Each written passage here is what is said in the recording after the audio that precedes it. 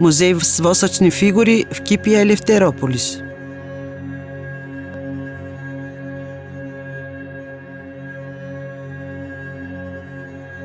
В Кипија, Елефтерополи отвори вратите си музејот за восачни фигури на Теодорос Кокинидис. Највеликите фигури на Грција и чужбина се събраха на едно и също място.